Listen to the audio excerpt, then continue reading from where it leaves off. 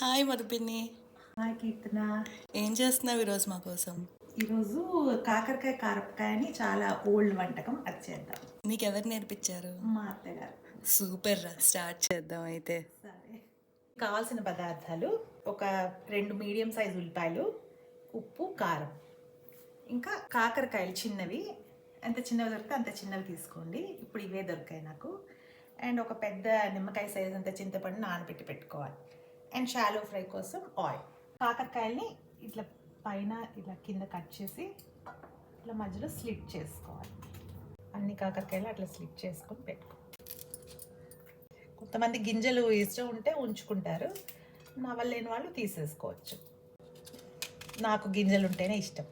ఇప్పుడు stove on చేసుకొని ఒక బాణలు పెట్టుకోవాలి. అందులో ఈ చింతపండు రసాన్ని వేసుకోవాలి.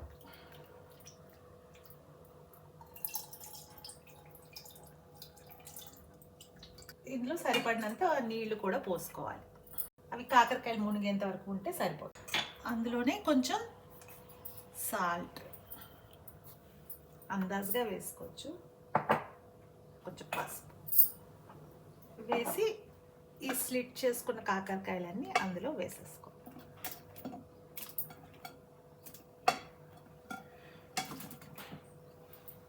దీన్ని కొంచెం మూత పెట్టేసి కొంచెం మెత్తబడేంత వరకు ఉడకపెట్టుకోవాలి. దీనివల్ల చేదు ఎక్కువ ఉండదు. ఇప్పుడు ఒక మిక్సీ జార్లో కట్ చేసి పెట్టుకున్న ఉల్లిపాయలు, దానికి సరిపడా ఉప్పు అండ్ కారం వేసుకొని గ్రైండ్ చేసుకోవాలి. మరి మెత్తగా చేసేయకూడదు, కొంచెం బరకగా చేయాలి.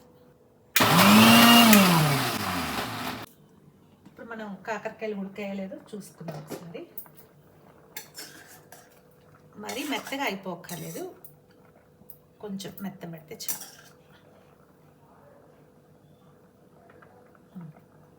ఇంకొక 5 minutes ఉడకబెట్టుకుందాం చాలు. 5 minutes అయ్యాక చూద్దాం.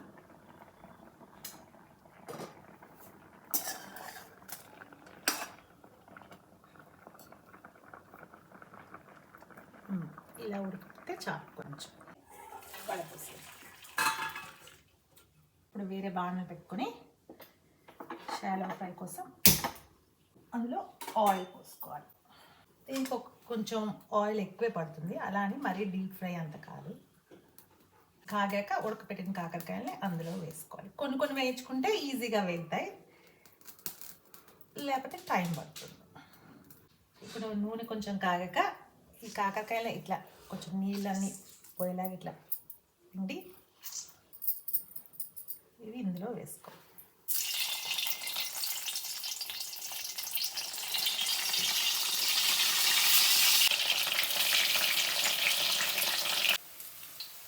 ఇవన్నీ ఇలా వేగిపోయాక వీటిని తీసేసుకోవాలి.